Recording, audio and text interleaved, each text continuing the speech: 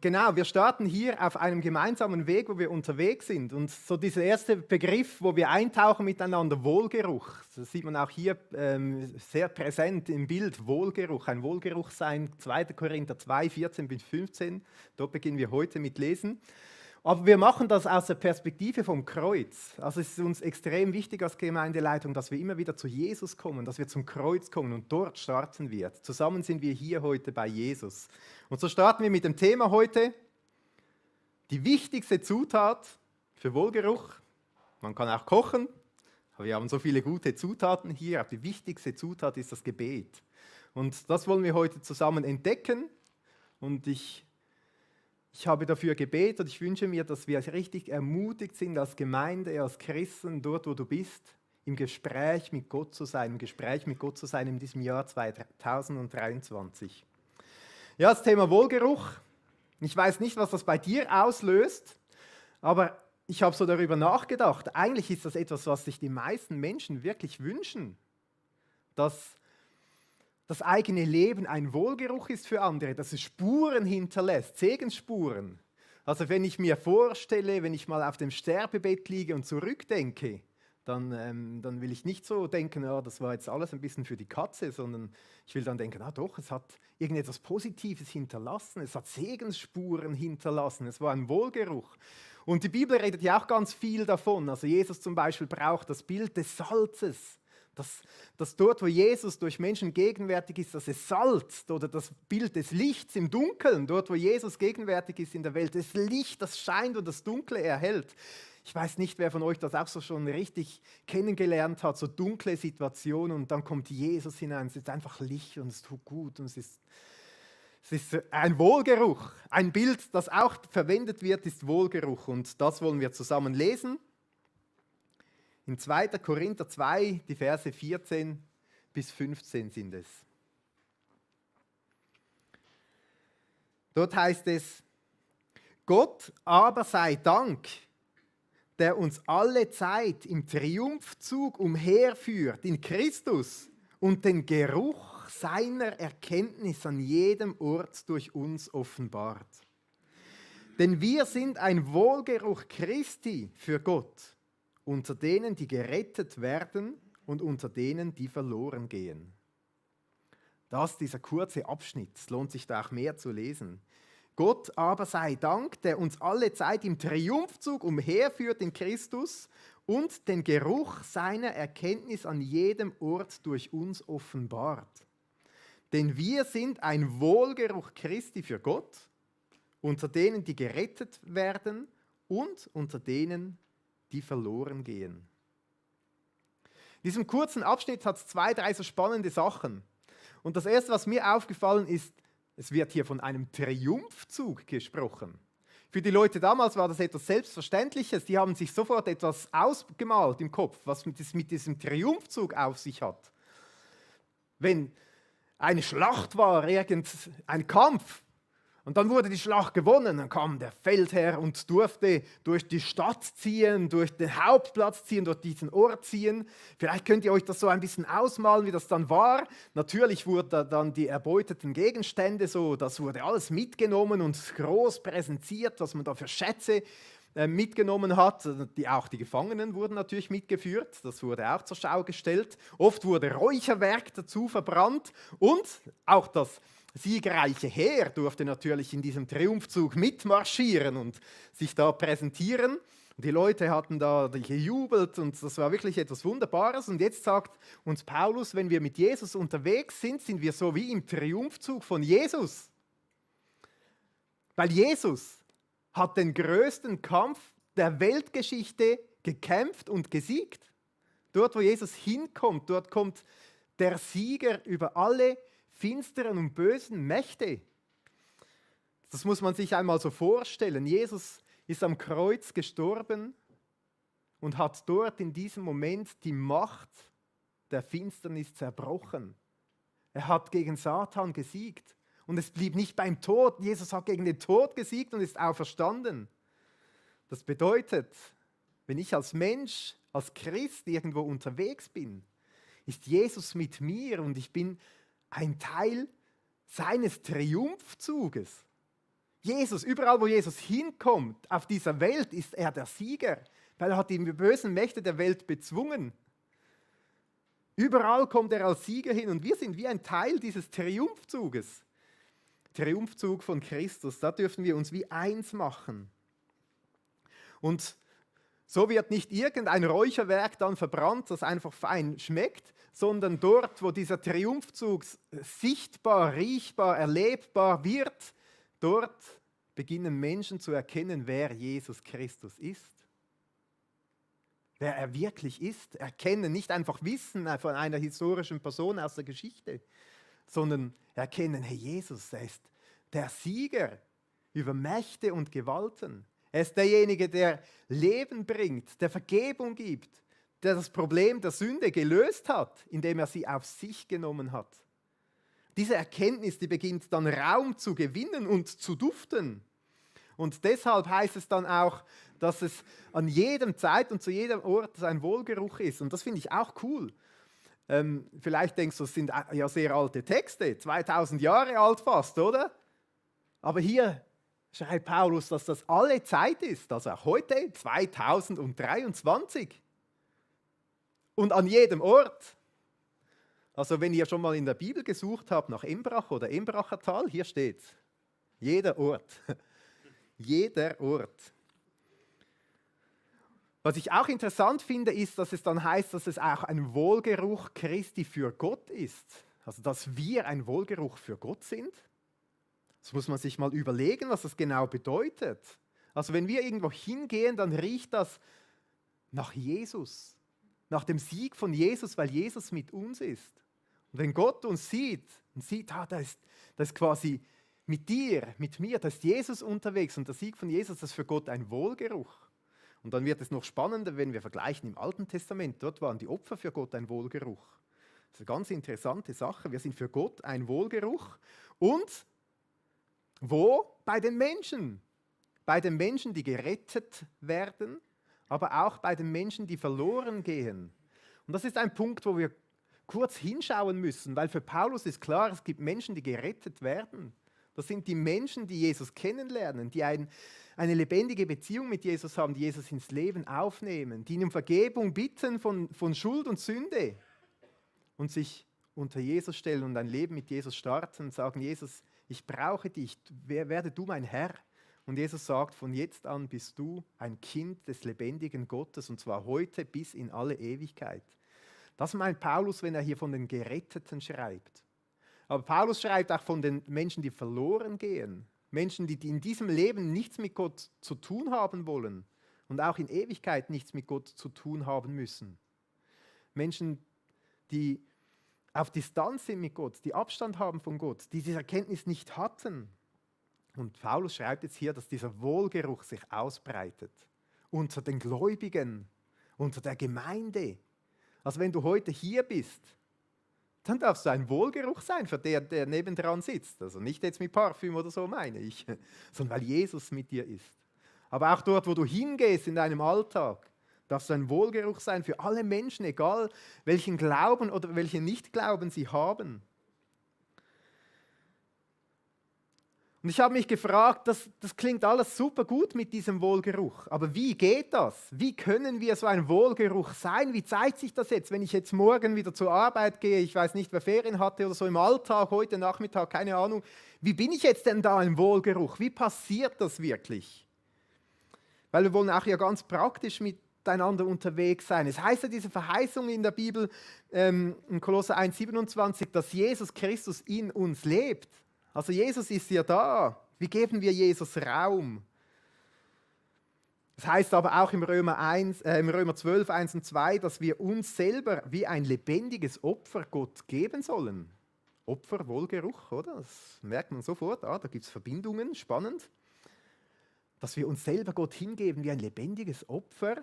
Und dann heißt es, dass ihr prüft, was der Wille Gottes ist. Das bedeutet für mich als allererstes einfach zu Gott zu kommen, zu fragen, Gott, was ist dein Wille? Dass ihr prüft, was der Wille Gottes ist. Mit Gott ins Gespräch zu kommen.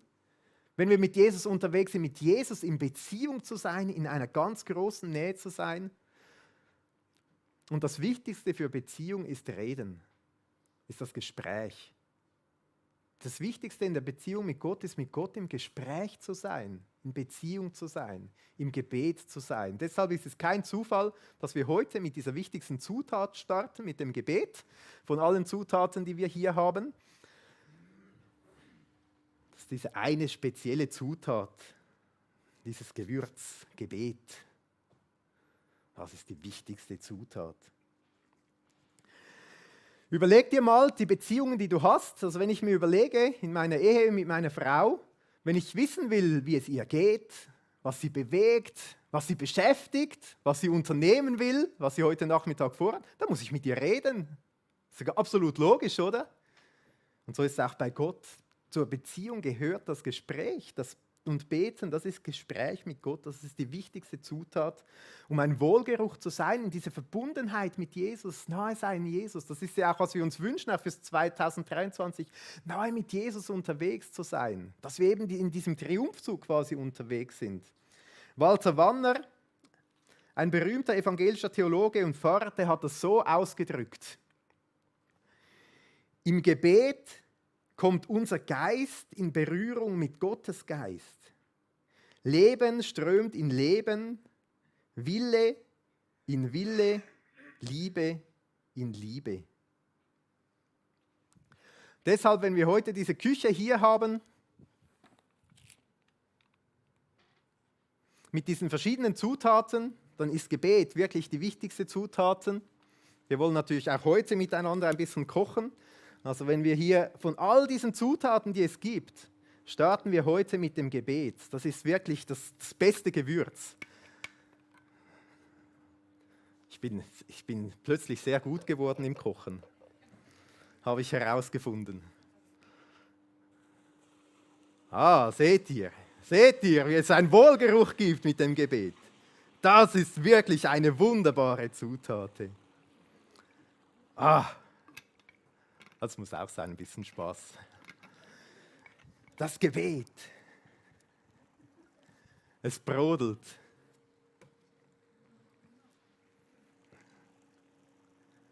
Super. Ein Wohlgeruch.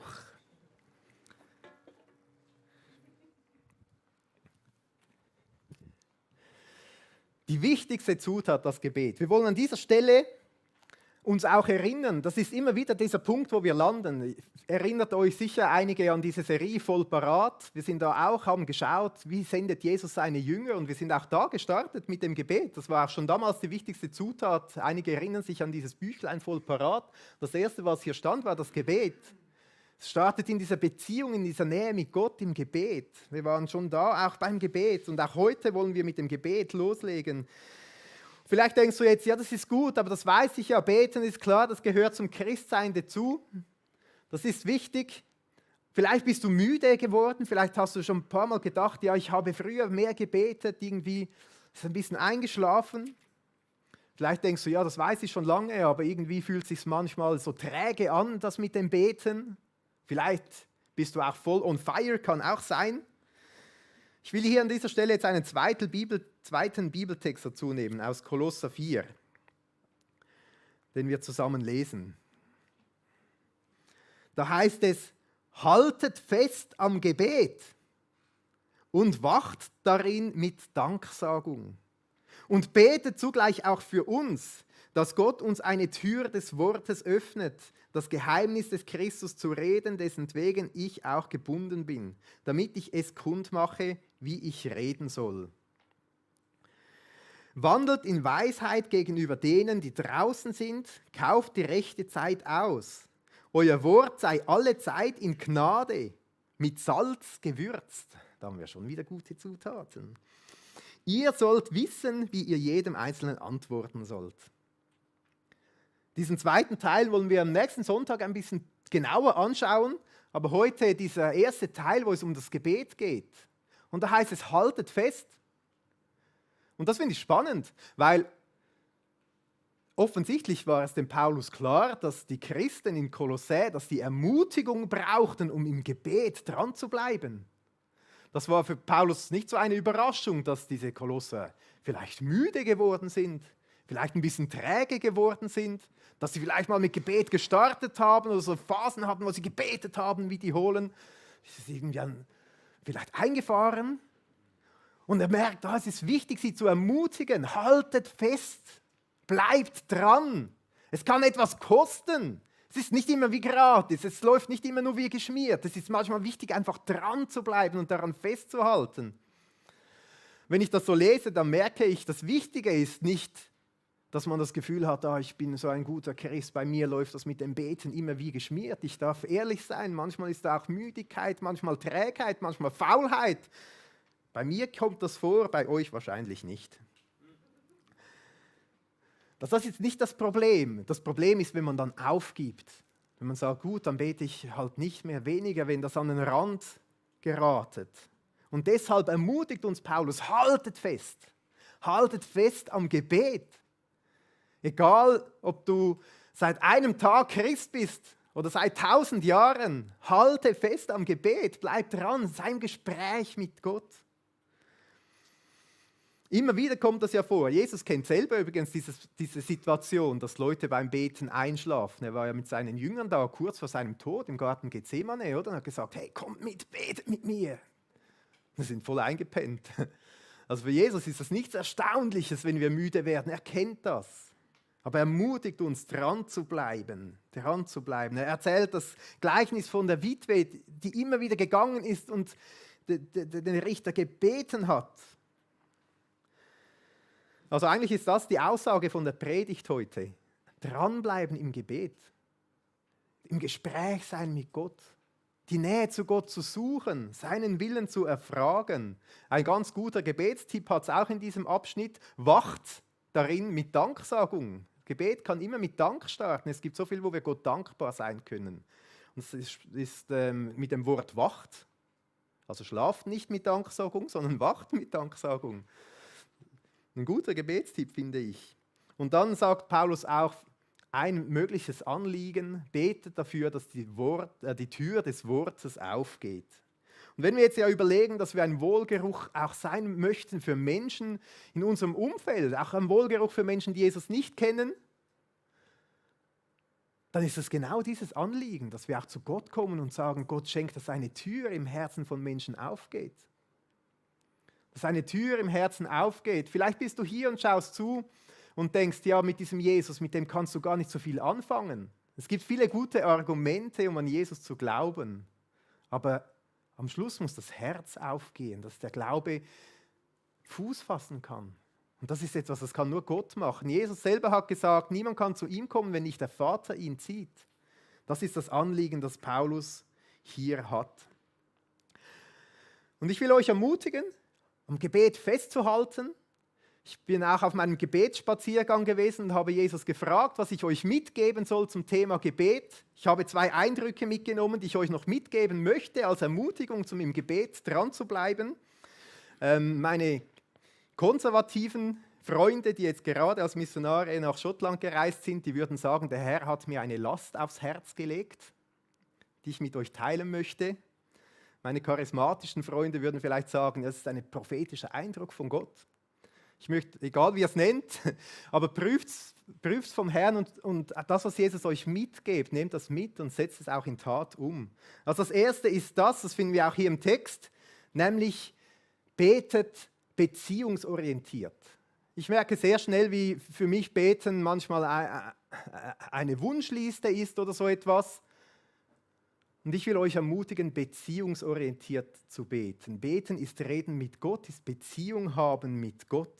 Und Paulus macht das auch. Mir ist nämlich dieser Satz aufgefallen hier. Dessentwegen ich auch gebunden bin. Das heißt, in dem Moment, wo Paulus diese Zeilen geschrieben hat, sitzt er im Gefängnis. Wenn ich im Gefängnis wäre, dann wäre mein erstes Anliegen, oh Herr Jesus, schenk, dass ich frei komme aus diesem Gefängnis. Hol mich aus diesem Loch heraus. Aber Paulus hat ein anderes Anliegen. Das Anliegen von Paulus ist, dass sich die Tür des Wortes auftut, dass das Evangelium, das Wort von Gott, die gute Botschaft von Gott, dass die zum Menschen kommen kann. Also Paulus, so stelle ich mir das vor, ist in dieser nahen Verbundenheit mit Jesus, in dieser Beziehung mit Jesus und Die Anliegen von Jesus werden seine Anliegen. Nicht zuerst seine eigenen, sondern die Anliegen von Jesus. Das Gegenteil von beziehungsorientiert beten wäre so ich-orientiert beten. Also wenn ich am Morgen aufwache zum Beispiel, Herr Jesus, schau, dass mein Tag heute wunderbar verläuft. Beziehungsorientiert beten dagegen wäre, dass ich aufstehe und sage, Jesus, der Tag gehört dir, führe du mich dorthin, wo du willst. Was hast du heute für mich bereit? Wo willst du mich hinführen? Was hast du vor mit mir? Oder wenn du in einem Problem drin steckst, irgendwo voll im Seich oder so bist, dann wäre mein erstes Gebet, das ich bezogen ist, Herr Jesus, mach, dass es möglichst schnell vorbeigeht. Aber beziehungsorientiert beten würde dann bedeuten, zu Jesus zu kommen und sagen, Jesus, wieso bin ich in dieser Situation? Hast du hier etwas vor mit mir? Willst du mir etwas sagen? Was ist dein Plan? Oder wenn dir Menschen in den Sinn kommen, wo du dir wünschst, dass sie Jesus kennenlernen, weil Jesus einfach so eine gute Botschaft hat, dann wäre so ich-orientiertes Beten, Jesus, mach doch, dass diese Person dich kennenlernt. Und beziehungsorientiert ist, Jesus, mach du Türen auf. Wie kann ich diesem Menschen dienen? Forme du mich, brauche du mich. Augustinus, ein Kirchenvater aus dem 4. Jahrhundert, der hat das ein bisschen provokativ ausgedrückt, aber ich finde das sehr überlegenswert. Gott hört auf dein Rufen, wenn du ihn dabei suchst. Er hört dich nicht, wenn du durch ihn anderes suchst. Das finde ich gut. Das finde ich gut. Also beten, eine Beziehungsangelegenheit. Suche beim Beten die Nähe zu Jesus und das Gespräch mit ihm. Suche beim Beten nicht einfach deine eigene Wunschliste oder so. Also das ist eine erste Ermutigung, so wie das Paulus macht, so wie das uns Jesus lehrt. Jesus lernt, wir sollen beten, dein Reich komme und dein Wille geschehe. Und Jesus betet vor seiner schwersten Stunde, lass diesen Kelch an mir vorbeigehen, aber dein Wille, Gott, geschehe. Nicht wie ich will, sondern wie du willst, geschehe. Und das zweite Gedanke, den ich euch gerne mitgeben möchte, ist, bete Verheißungen.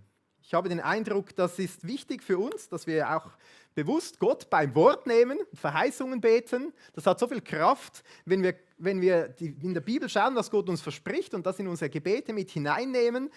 Zum Beispiel dieser 2. Korinther 2,15, dass wir das ins Gebet nehmen, sagst, Jesus, wir sind ein Wohlgeruch in dir, lass mich ein Wohlgeruch sein für Menschen. Oder 1. Timotheus 2,4, Jesus, du willst, dass alle Menschen gerettet werden. Rette auch diese Person zum Beispiel. Oder Matthäus 28, Jesus, du hast versprochen, dass du alle Macht hast im Himmel und auf der Erde. Danke, dass du jetzt hier in diesem Moment auch alle Macht hast. Du hast versprochen, dass du bei uns bist bis ans Ende der Welt. Das ist noch nicht gekommen, also ich habe es noch nicht erlebt.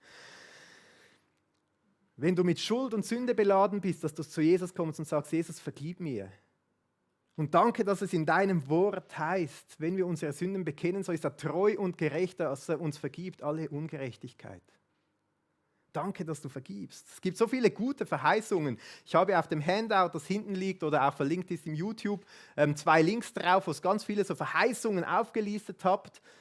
Vielleicht hast du ein eigenes Anliegen, zu dem du eine Verheißung suchst, mit der du auch beten möchtest oder sonst. Nimm dieses Handout und schau einmal, was dort alles für Verheißungen stehen und nimm die mit hinein in deine Gebete. Im Römer 8,28 heißt es, dass uns alles zum Guten dient. Auch mit diesem Vers kann man so wunderbar beten. Jesus, ich sitze in dieser dummen Situation. Zeige mir, wieso mir genau das zum Guten dienen soll. Öffne mir bitte die Augen. Das heißt dort auch im Römer 8, dass uns nichts von der Liebe von Gott scheiden kann. Es gibt so unglaublich viele gute Verheißungen. Also das einfach 2 Punkte für Ermutigung für dich, für dein Gebetsleben. Bete beziehungsorientiert. Beten ist Reden mit Gott. Und bete mit Verheißungen. Ich möchte zum Schluss kommen. Wir machen es in dieser ganzen Serie zum Thema Wohlgeruch so, dass es immer auch so einen Wochen-Next-Step gibt, etwas, das du ganz konkret mitnehmen kannst. Natürlich ermutige ich dich heute zum Beten, im Zusammenhang mit dem Wohlgeruch, dass Gott Türen öffnen möge, möchte ich dich heute ermutigen, dass du für Menschen betest in deinem Umfeld, die Jesus noch nicht kennen. Dass du das ins Gebet hineinnimmst, dass du da Jesus fragst, Jesus, dein Wille geschehe, was hast du vor, für wen soll ich beten? Und es ist ja wirklich interessant, als Jesus die Jünger ausgesandt hat, immer wieder hat er gesagt, bittet den Herrn der Ernte, dass er Arbeiter sendet. Es beginnt überall und immer mit dem Gebet. Wir sind auch in der Live-on-Stage-Kampagne unterwegs, die sagen auch, wir sollen beten für diese Leute. Es ist absolut klar, es startet immer beim Gebet. Und das vielleicht ein kleiner Challenge für dich, für die nächste Zeit, dass du dir überlegst, dass wir zusammen zu Jesus gehen und du dir überlegst, Jesus, welche Person legst du mir aufs Herz? Dass ich für sie beten kann. Dass wir fragen, Jesus, wo möchtest du eine Tür auftun? Und ich möchte dich ermutigen, wir nehmen uns jetzt gleich einen Moment Zeit, zu Jesus zu gehen und ihn zu fragen, hast du hier etwas bereit für mich? An welche Person denkst du? Wir machen das dann auch ganz praktisch. Es hat überall so Klemmerli. Die einen haben es schon entdeckt, die anderen noch nicht. Wer will, darf das nachher nutzen und auch hier drauf eine Initial oder einen Namen schreiben und das dann hinten wirklich bewusst auch zum Kreuz bringen, so als ein Statement, ich will für diese oder diese Person beten. Also das ist eine Möglichkeit. Und ich will dich einfach ermutigen, das als Gebetsaufgabe, sage ich mal, mitzunehmen oder als eine Möglichkeit zum Beten, weil uns Jesus sagt, es startet mit Gebet, harret im Gebet und betet, dass die Türen aufgehen. Und niemand kann zu Jesus kommen, wenn nicht der Vater ihn zieht. Und Jesus sagt auch, also die Bibel sagt auch im Timotheus 2,4, dass Gott will, dass alle Menschen gerettet werden. Wir können uns hier eins machen mit dem Willen von Gott und beten. Also das ist eine Möglichkeit mit diesem Klemmerli. Und wir wollen uns jetzt eine Zeit nehmen, wo wir zusammen zu Jesus kommen. Es ist nicht eine Zeit, wo wir einfach unsere Wünsche Jesus sagen, sondern wo wir Beziehung mit Jesus haben, wo wir Jesus begegnen können. Und Jesus, wir kommen jetzt vor dich. Wir sind hier bei dir am Kreuz. Und Jesus, wir möchten mit offenem Herzen zu dir kommen. Wir möchten mit offenem Herzen zu dir kommen für das, was du bereit hast. Und wenn du willst, dass wir heute starten damit, für Menschen konkret zu beten, dann kannst du uns in diesen Momenten jemanden aufs Herz legen. Eine Person oder 2 Personen oder 3 Personen, die dich nicht kennen, Jesus. Zeige uns Menschen in unserem Umfeld, Jesus, die dich noch nicht kennen, aber die du so unendlich liebst und wo du eine Tür öffnen möchtest.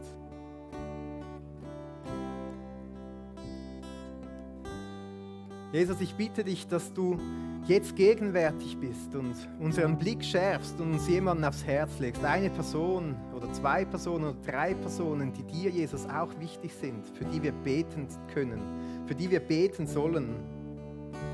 Und ich will dich ermutigen, einfach egal wo du bist, auch wenn du zu Hause bist, wenn du kein Klemmerli dabei hast oder so, das ist egal. Aber dass du Jesus fragst, Jesus, gibt es Menschen in meinem Umfeld, für wen soll ich beten? Wo willst du eine Tür auftun, Jesus? Und ich will dich ermutigen, das auch als Gebets-Challenge mitzunehmen und die nächste Zeit jeden Tag für diese Person zu beten, diese Person zu Jesus zu bringen, Jesus zu fragen, was hast du vor? Zu bitten, mach du eine Tür auf, weil so heißt es in Kolosser 4, dass Gott Türen auftun möge. Vielleicht bist du auch hier und du fühlst dich krank oder schwach. Mich ermutigt es extrem, wenn ich mit unseren Senioren rede, die so unglaublich viel beten. Das ist das Beste, was man tun kann, wenn man zum Beispiel zu Hause im Bett liegt. Beten kann man überall. Die Urgroßmutter meiner Kinder, die konnte immer schlecht schlafen in der Nacht. Und sie hat stundenlang für Menschen gebetet. Ein Freund von uns aus der alten Gemeinde, wo ich vor war, hat uns zu Weihnachten einen Brief geschrieben, hat gesagt, er betet jeden Tag für uns. Er ist irgendwo um die 90 Jahre alt. Also egal, wie jung du bist, wie alt du bist, wie gut es dir geht, wie schlecht es dir geht. Beten kann jeder. Jeder kann sich Zeit nehmen zum Beten. Ich will dich ermutigen, dran zu bleiben. Vielleicht bist du auch hier und denkst, ja gut, ich bin selber so ein Mensch, der Jesus gar nicht kennt. Der nicht so nah bei Jesus ist, den noch nicht kennengelernt hat. Und ich will dich ermutigen, dich selber ins Gebet zu nehmen. Dass du zu Jesus kommst und sagst, Jesus, ich will dich kennenlernen. Jesus, zeige mir den Weg zu dir. Oder mit einer Verheißung zu beten. In Jeremia 29 heißt es, dort sagt Gott, wenn ihr mich sucht, so werdet ihr mich finden. Ja, fragt ihr mit eurem ganzen Herzen nach mir, so werde ich mich von euch finden lassen, spricht der Herr. Wenn du hier bist oder zuhörst und Jesus noch nie in dein Leben aufgenommen hast, dann darf das dein Gebet sein. Jesus, zeige mir, wer du bist. Ich will dich finden, Jesus. Und Jesus wird dich an der Hand nehmen und dich auf diesem Weg führen. Oder wir können Jesus beim Wort nehmen, bittet nun den Herrn der Ernte, dass er Arbeiter sende. Jesus, sende Arbeiter zu diesen Menschen. Also wenn du jetzt hier bist und dir kommt jemand in den Sinn, 1 bis 2 oder 3 Personen vielleicht, dann darfst du das, wenn du willst, auf so ein Klemmerli schreiben, Initialen zum Beispiel oder so etwas, was man nicht gleich personifizieren kann, vielleicht ein Nickname oder so. Und du darfst nachher während dem nächsten Lied nach hinten gehen zum Kreuz und das dort hinklemmerlen. So als bewusstes Statement, das ist die Person, die ich zum Kreuz bringen will und für die ich beten will. Die nächste Woche, vielleicht sagst du dir die nächste Zeit bis zum Live on Stage oder bis zu Ostern, so ein Zeitraum, aber ich möchte dich ermutigen, wenn dir Gott jemand das Herz legt, das mit so einem Statement wie festzumachen, ich will für diese Person beten. Deshalb auch diese Klemmerli, diese Schreiber. Du kannst auch etwas anderes nehmen, das ist einfach eine Stütze, eine Hilfe, oder? Vielleicht machst du dir einen Zettel ins Portemonnaie, vielleicht schreibst du dir eine Benachrichtigung auf dem Handy, die jeden Tag dich benachrichtigt oder so, egal was du machst. Aber es hilft manchmal, so eine Stütze, eine Erinnerung zu haben. Und Jesus, wir bitten dich, dass du uns zeigst, was dran ist. Dass du uns Personen zeigst in unserem Umfeld, in der Familie, bei der Arbeit, Freunde, Kollegen, Nachbarn, die dich nicht kennen, Jesus, die diese Hoffnung bei dir nicht gefunden haben, die die Vergebung von dir noch nicht angenommen haben, die dieses wunderbare Geschenk noch nicht kennen.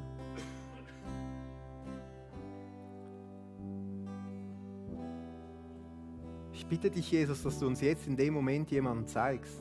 Also vielleicht sogar 2 Personen oder 3. Vielleicht hast du einen Namen im Kopf oder ein Gesicht. Wie Jesus jetzt zu dir spricht und sagt, hey, diese Person, da habe ich auf dem Herzen, bete für sie. Dann nimm das mit und bring diese Person im Gebet zu Jesus. Und Jesus, wir kommen auch jetzt zu dir mit diesen Menschen, die wir im Kopf haben. Mit diesem Namen. Mit diesem wunderbaren Geschöpf, das du geschaffen hast und wo du so einen guten Plan hast und wo du dir Hoffnung wünschst für alle Ewigkeit. Jesus, wir bringen diese Menschen zu dir und wir bitten dich, Jesus, mach du Türen auf und schenk, dass sie deine unendliche Liebe erfahren dürfen. Dass sie eine Ewigkeitshoffnung bekommen bis in alle Ewigkeit, Jesus.